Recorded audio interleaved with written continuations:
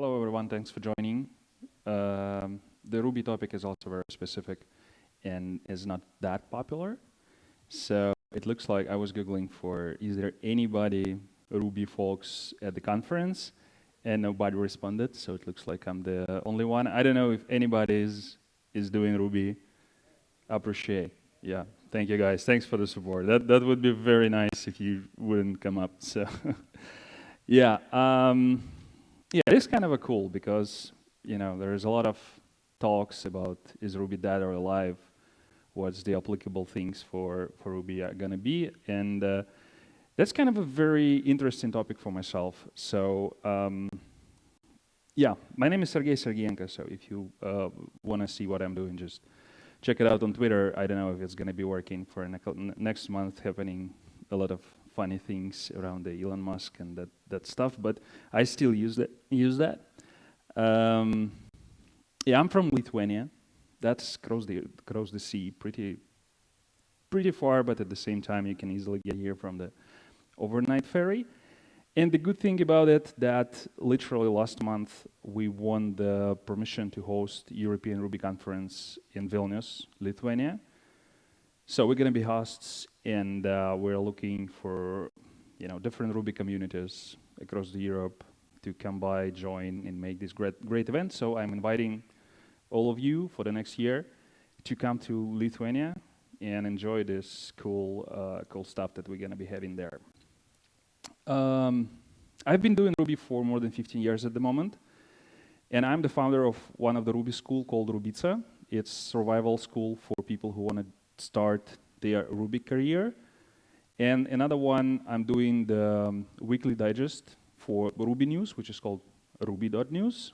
So check it out. If you're interested, you can find some cool stuff there. Probably soon we'll be doing some podcasts for Ruby topics as well. Yeah, I work for Cybergeyser company. It's a 6-year-old company. We're doing a lot of Ruby development, which is the only stack that we are dealing with the application. And today I want to present you one of our projects that I've been working on and that hits us very hard with the data. So I'm gonna be talking about data management. So I don't know how many of you work with data. Again, like if you do Ruby, probably you can do some data related stuff, but to explain what is data management sometimes is very hard, because when you ask people what is data management, they usually refer to database, which is definitely not true. So data management is not managing your database. That's kind of a different. Some people who know what is data science, they try to refer to data governance. So it's building data models, shaping data, building some architecture and structure it, which is also not true. And also ETL turns to be a little bit of a buzzword for people who work with web development or development building APIs. Referent data management is ETL, which is not also true. So like data management is more wider and more holistical topic that consists of all of those things. And if it's like a more wider thing, then what is the data engineers? Who are those guys who should deal with data? Obviously, they are not database administrators. So it's, if you know how to manage your Postgre or MySQL, it doesn't make you data engineer. It's not data analysts. So the previous talk that was here about how visualize data, how to present it or explain or extract some information from data, it's also not about like data engineering. And data science, it's quite not the same topic. So it turns to be that nowadays we have data, like software eating the world, data is driving, like data is the key, but the topic of data engineering and data management is kind of hard. So if you go and Google, you can actually find that data management, it's like the whole discipline. It has its own responsibilities and has a lot of different aspects of development of the application. If we're talking about like web development, so it's how do we get the data? Where do we get the data? How do we scrap it? How do we store this data? How do we access it? How do we measure its quality? How do we protect? How do we make the compliance? and a lot of things, and it's all very trending. Literally, if you go and find like for job seekers, like in LinkedIn or in Google or whatever, you will find a lot of roles that consist of data with a pretty decent salaries. So that's, I think, like the last year report for data management roles, which means like there is quality assurance for data. Of course, like business intelligence, science, architecture, modelers. I bet soon it will be like data project managers or like data scrum masters or whoever. So it covers all the existing stuff, but with data. And interesting thing, if you analyze all those roles and jobs, there are a number of languages, like programming languages, that are trending and that are in high demand. And surprisingly, Ruby is one of them.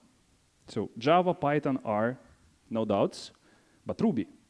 And the reason for actually having this talk for me and the showcase that I want to bring you is to figure out, is there any opportunity for people who dealing with Ruby and not having that much attention and popularity for this technology to have this opportunity to work with data.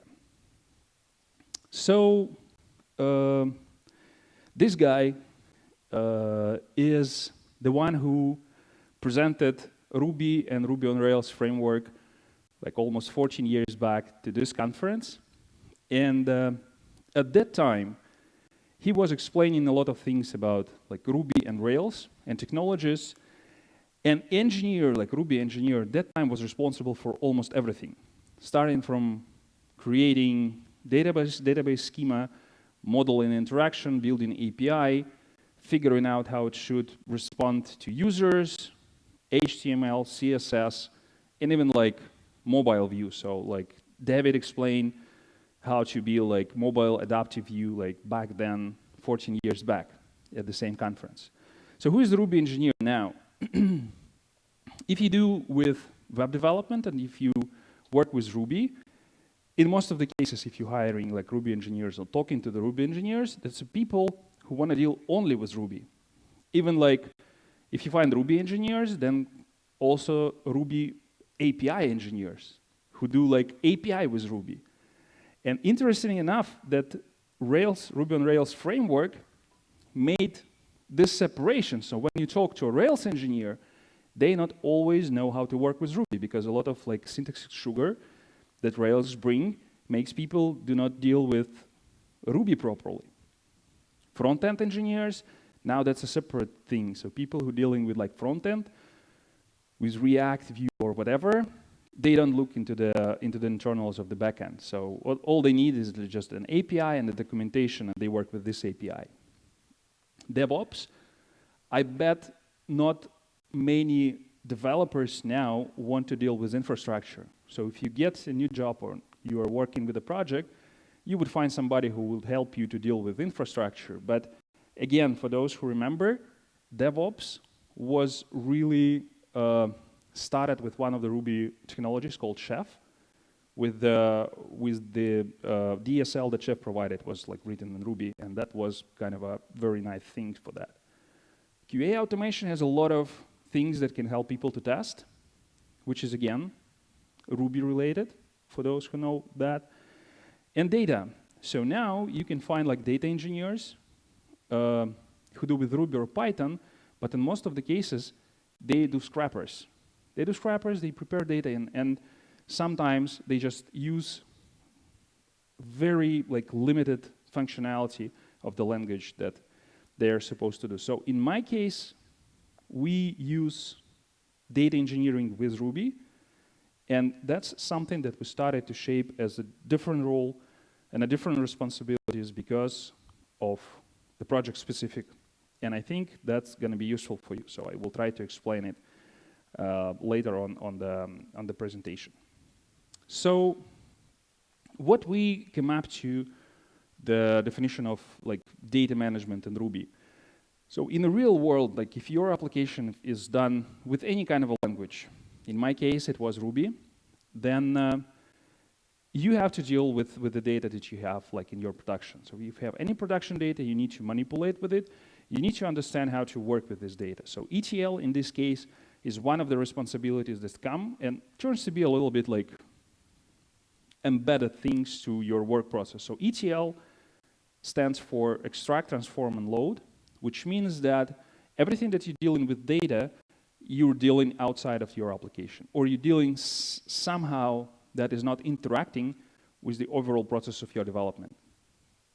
Database management, meaning if you have like separate environments, for example, if you're working with testing, staging, production, performance, and you need to manage data, you need to get one slice of data from the production database, you need to transform it and figure out how fast it's going to be working with the particular scripts when you do deploy or building your pipelines. That's kind of your responsibilities as well. And architecture, so building your models, structuring your controllers and API, that's kind of the things that you have to care when you do with data. So if you don't have like a separate department, because it turns to be now when you're talking to people with different projects, some of them have dedicated team that managing data, having like data science, data analysts, data engineers, but some of them don't. If you don't have this kind of a department, so if your product is not that big or is not that deliberately treating your data, then whose responsibility? Who is this job to deal with the data? And in my case, those responsibilities are living somewhere here within this square. So you have data vendors, the data that you are feeding for your application, and you have your application that actually interacting with the users, doing all this stuff. So you need to get the data, you need to make it in the proper way, you need to do some analytics, and you need to populate a database. So that's kind of the things that you're working on. And when you're starting, like when it turns to be a problem, so when you need to care about your data responsibilities and data stuff. So if you ever dealing with seeding test databases, like working with different like factories, you need to think about data that should be in a good quality, but at the same time it should be like mocked data. When you need to clean unneeded data, which is kind of a very rare thing now, because in most of the cases people are getting greedy about data. So you try to collect as much data as you need and think like, okay, later on we'll figure out what we're going to be doing. But in this case, like deleting the data is gold. And I bet when I'm asking like different engineers, like, do you really delete data? And if you like do, how do you delete data from production? Do you know how to like delete data from your running production system in a case to make it more performant, in case to make it in a good shape? If you need to import data, for example, in order to migrate from one service to another one, if you need to provide some kind of analytical devices for like business intelligence tools for analyzing your data, so how do you logistically moving your data, like copying and pasting from one machine to another machine is not an option. Like getting it from the backups is not also an option. So you need to care about it. And normalization data, compliance, security. And the last one, which is most interesting, it's data dictated development. So the things that you're getting into the dependency with your data. When you have like your legacy system or your database is growing, you're getting more and more and more data, you're not cleaning it up, at some point you can get into the situation where your application starts performing badly. Not because of not performance code, but because of like a lot of data or not properly shaped data. And in this case, your application, it's turned to be data dependent. You start finding like hacks, how to treat with your application, make it work as you want, but not in the way as it should be structured, as it should be designed. And so in this case, the question is, does Ruby have enough tools and performance and everything else to deal with actual real production amount of data? Again, based on the surveys, at this stage, people say that in most of the cases, like 80% of working like in data management is preparing and cleaning data. So it's not like rocket science. It's not like building artificial intelligence models. It's not like fighting some kind of a fuzzy logic hidden somewhere in a huge amount of data, but it's just routine work just to make your data shaped properly. And only 20% of them is just actually doing this kind of a science. And in this case, Ruby is great for scripting. It's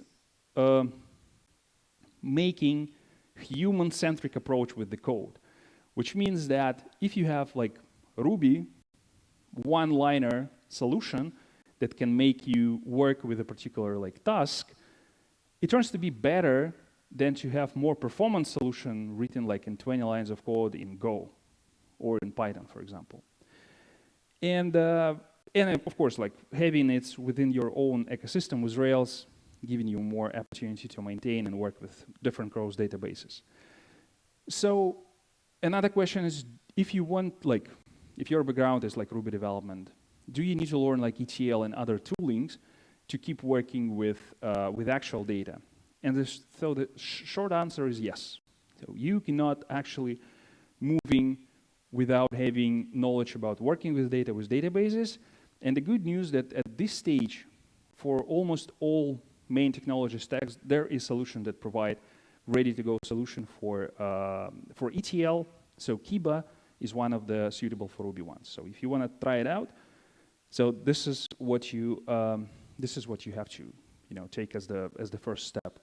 And the last point here is that why it is good to think about data management in this case is because when you grow enough to dealing with data, it's better to keep your ecosystem like with the solid technology, because all your engineering stuff can deal with the aspects from coding to managing data in comparison to having like a separate team who is dealing with data and have no idea how to work with Ruby or whatever other language you have.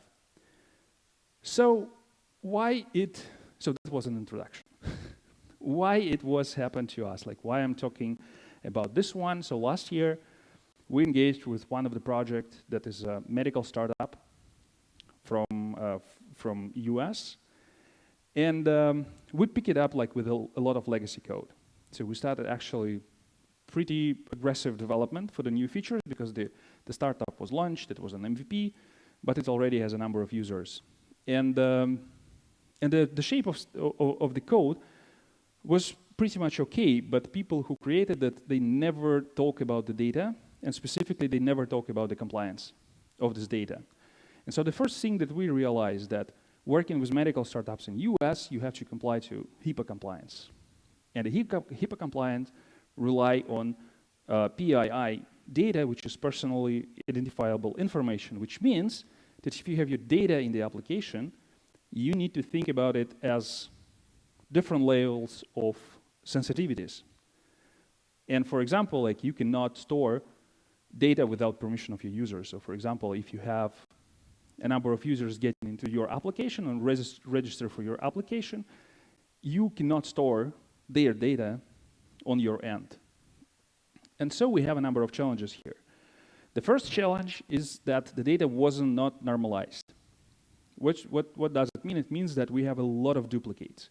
So for example, when we have like different patients and different therapists working with them, we can have like the same therapist working with the same people, but they exist in a different entities of the database, and there is no chance to figure out which and when we need to merge or split, for example.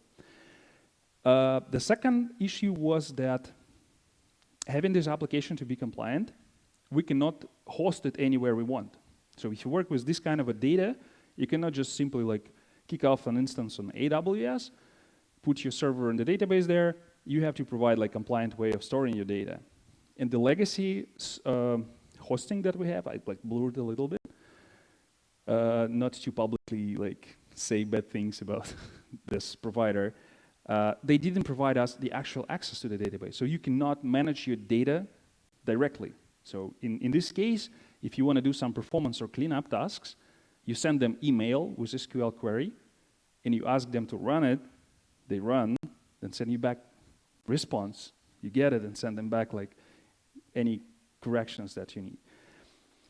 And the last one, it was for business, because for example, when business wanted to have some analysis, so they want to have data visualization tools saying how many therapists we have, how much we pay them money, how they grow, just using like Tableau or Microsoft Power BI, whenever, we cannot provide any third parties to the database. Even though they do not need like to have actual access to the data, they need like really high level, there is no chance to get this data out, because this is kind of breaking the rules.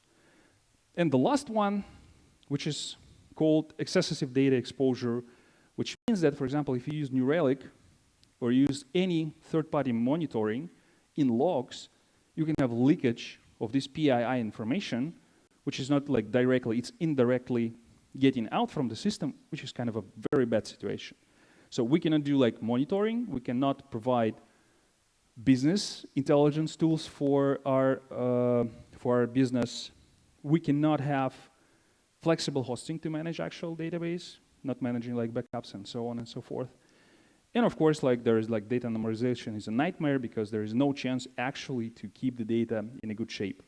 So, and we can say like, let's throw it out and build the proper architecture from scratch, because this startup has already their users, they use it day by day, so it's something that is running. So the car is running, and we need to change tires as we go. So what was the solution, and what we ended up actually doing, and why Ruby was the good one for us? So we decided, instead of, because we cannot change the data, in order to provide all those solutions, we decided to make it at least not accessible for people from the outside. So if we work with the data in the production system, but at the same time we need to test it out, we need to do analysis and so on, let's obfuscate it. So let's make it, let's hide those parameters that we shouldn't show to the like big world and make this data more safer. So data obfuscation in this case, it's actually keeping the data in the right shape, but not providing like the real data to the end users. And it helped us to, of course, make it compliant. So that was a good solution. So the good outcomes from the obfuscation, as it turned to be, as we started like thinking about it, it was also great for the design teams, because they can actually get the copy of the production system in the way as they would need it to build like design mockups. It's better for DevOps team, because they actually can validate their pipelines on the number of data. So for example, if we need to deploy something, and on the production system it take a decent amount of time, we need to know how much. Like we need to know how much it would get our system out for actually getting some like data migration, something like that. And we can easily migrate data whenever you want. Like we can use New Relic, we can use for any third parties, we can do providing business intelligence and so on and so forth. So at this stage, the solution was great, but we needed to figure out what is going to be the actual strategy. And for data obfuscation, there is like 3 main strategies that you can use. The first one is to encrypt your data.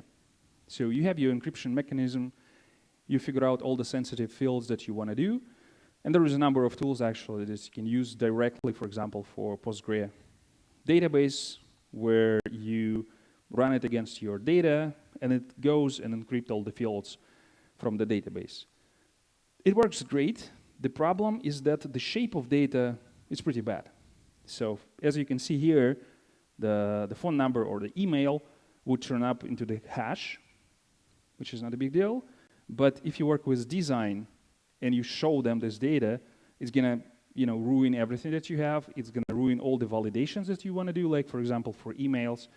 And of course, it's making it absolutely not human related. So for human, it's nonsense.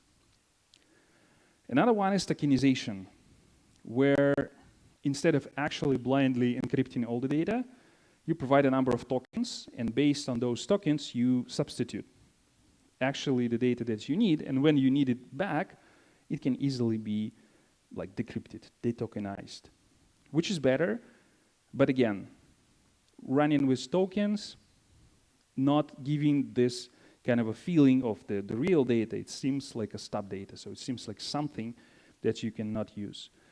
And so the masking was the solution. So masking means that instead of using like actual tokens, you get the real data from the database in a proper shape, and you substitute it with the same format of data, but differently. Like, and there is different strategies. For example, you can mask birth date with the strategy of changing it for like 3 days upfront or 3 days back or something like that.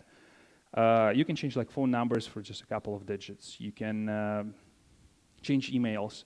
But it sounds cool, but it was hard to find a solution because in our case, we had a number of dependent fields. So for example, if we change email or if we change phone number, then it should change the relationship in different database. So if we change, for example, the address, but the zip code should still the same because like zip code doesn't treat to be PII, we need to make sure that this address, the new obfuscated address, is getting to the particular zip code. So it's like from the same region. So we didn't find a solution. The closest solution that exists at the moment, and I think this one, is why like Ruby ecosystem is great, because the initial version of Faker was implemented in Perl. Later, Ruby people, like people from Ruby community, make it a port.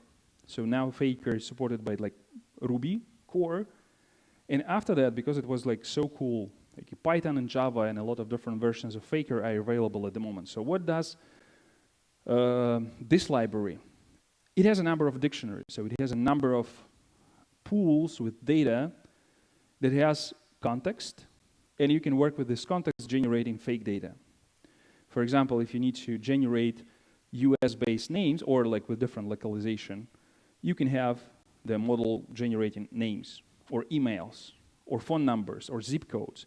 And you can manage it by the strategy, for example, that you need to get an address within the zip code, or you need to get the phone number that is related to Brooklyn, or that is related to Berlin, or whenever you want to get it. And apart from that, there's a huge community that contributes to this fake data. So there is a lot of different dictionaries that you can use for almost everything. And there's a lot of custom of them. So for example, if you're kind of a fan of Game of Thrones, or you're a fan of any other kind of movies, you can get quotes, you can get characters, you can get the context with a particular specific. And it's extendable. So you can extend it by your own specific. They also have plugins that you can use for medical stuff, or like for therapists and so on and so forth. It supports even the like media. So you can read news from this library, which we kind of was joking about. So for example, you can get quotes or something in Faker, and it actually gives you a number of quotes for different like people. So Mats, that's the creator of Ruby, and so if you want to get his quotes, you go for Faker, quote it, and it goes and search like in the internet or in the libraries and get you quotation for particular people. So it turns to be like this generator is a very powerful API that can give you a particular slice of information or data in a shape that you need, in the way or like in the amount and the quality that you need, but fake. And it turns to be that we needed to figure out now how to make this library to be applied to our production database. And we didn't find any solution. So, and as engineers, we decided to create one. So we decided to create our own. So we created a library called Grazer. So Grazer means, it's actually like from Urban Dictionaries, means the guy who gets into the supermarket and eats like something while he's in the store. Like you get into the supermarket like, oh, peanuts, eat peanuts. So that's Grazer. That's exactly what we needed. So we had Faker under the hood. We had our non-compliant healthcare production database. And we created a tool that manages all fields based on the configs that you have for PII compliance. and it substitutes it, and it keeps its relation. So for example, if you're changing the email for a particular person once, it will keep it all the structure with all the dependence fields in the other databases. So how it works? So for example, if we have this sample of data that we have from the database, and some of the, of course, we cannot store names, literally without the permission of this particular user. We cannot store phones and address and EIN number and other things. And we have a number of those models. So adding this library to your application, it provides a number of generators. So it might sound a little bit scary, but inside of your secured production environment, you can run this generator, and it, along with the file structure and the database structure, it generates you a number of configs. So for all data tables that you have, it generates like this one. So for example, it finds that it has model that related to passions, and it creates the related model with passion grazer. And inside of this config, you can create a rule how to substitute and how to retract this data back. And in our case, we use this kind of a meta generators that one after one, all the fields that we need to comply, we substitute with faker generators, provided within the configs. That's kind of a manual work, but still. And after that, when you run it once, it generates you the SQL dump with a particular provider. Again, it's still within the compliant environment. And you can freely now, you can copy this dump because it's already obfuscated. And when you get it, for example, for staging, for testing, or for whatever, from this dump, you can get exact number of records and the real data, but already changed by the rules that this library provides. And it gives you the, it does this work. So it changes everything that we have in a format that we need. It keeps all dependencies. It keeps all the shape. So your application looks exactly as it was before, but with different data. And you can test it.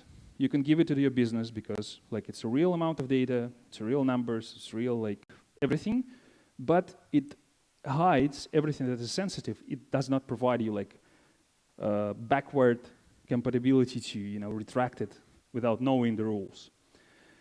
And the last thing is two methods that we've implemented so far is just to validate if we have the changes in the database.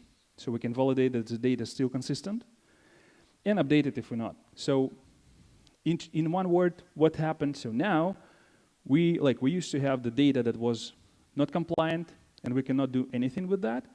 We created a replica of this data in the same shape, but obfuscated and faked. But this fake data has its own value because we can use it as in many places as we need, which solves our problem. So, in the conclusion, you have to care about your data from the first day of creating your application with no regard how complex it is. So when you're designing your application, it doesn't matter which language you use. In our case, Ruby was great because it's simple, it's easy, and we have a team that worked with that. You have to figure out roles for people who should do data management. Because if you don't do that, it's nobody's responsibility. So you treat data very accidentally. You have to care about compliance and security. If you don't do that, in the long term, it would hurt you very hard because not waiting until the audit comes, but until you figure out how to evolve your applications is growing, how to scale it and so on. So data dictated design is very hard to avoid when you have legacy, but it's better to keep it in mind. And if you do refactoring for the code, do refactoring for the data. Delete unneeded data, don't be greedy with data. And human-centric solution is better than solutions that are focused on machines.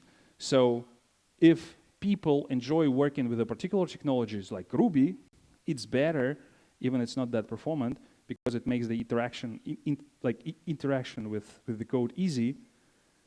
And and brings more fun. So that's kind of it. Thank you very much, and if you have any questions, please welcome.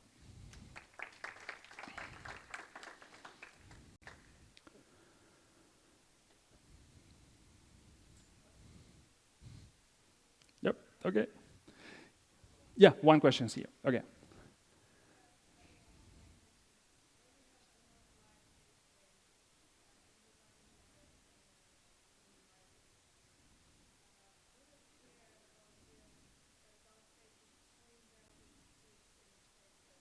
Yes, it gives the, so you can redirect it back. So the same strategy, because you have configs, and when you do configs, again, you use uniqueness for generators. So if you do like unique emails, then you can redirect it back to the original source of the data. It will, yeah, it will keep it. So just replacing this email, it will replace it for the multiple tables, yes. Okay. Yeah, if you have like not many of you, just come here, ask your questions, and yeah, I hope you enjoy the conference. Thank you guys.